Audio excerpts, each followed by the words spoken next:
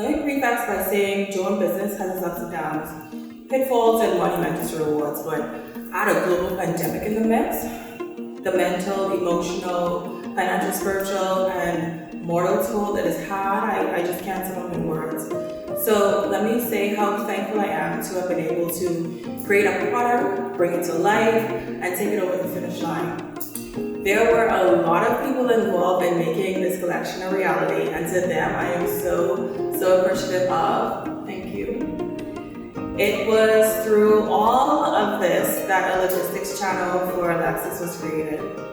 One that included product design engineers, 3D modelers, illustrators, manufacturers, production studios, and couriers. This was an important early step because of the labor and supply shortage that came naturally with a pandemic. The question then became, would the channel be local or overseas, and what would that mean for the quality and the cost of materials and ultimately the value of the brand? After sketching and modeling the design, the search was set for mold makers and visualizers.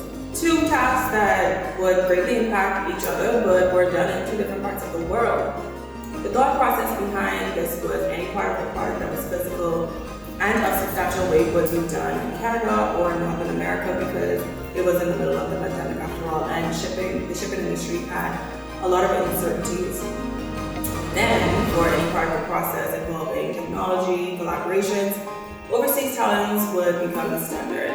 There were many reasons why these choices were made, but the main driver was time and cost. Working with talent in different regions allowed me to be in two places at one time. In Eastern Time, I could approve samples being made locally during normal business hours. Then during my after hours, I could meet virtually during the business hours of the product engineers region, for example. Speaking on time, I can't even begin to tell you how many times the deadline of this collection got pushed. This process began in the latter part of 2020 and was meant to be completed in 2021. It is now 2022. The production and manufacturing timeline went like this. Step 1, sketch and model. Step 2, do the CAD work and 3D prototyping for 1 month. There was no problem here, so let's move on. Step 3, which was the mold manufacturing. Originally, the step was to take 2 months, but due to shutdowns, shortages, sickness, and fatigue, it stretched out the process to 5 months. Again, I am so grateful to everyone involved, and I'm so grateful that they're in good health. Mass production was step 4, and as you can now imagine, took much longer than originally hoped for. 2 to 3 months turned into 1 year. Step 5 was to focus on packaging from design to manufacturing, also slated for 2 to 3 months. I'll focus separately on the ups and downs of this step in the next episode of the series. The final step would be the product launch and introducing ALXS to you. So, what happened during step 4 that caused the delays outside the pandemic? Well, for one, we stayed in the CAD and 3D prototyping phase for quite some time. 3D models could be printed and corrected within the same day.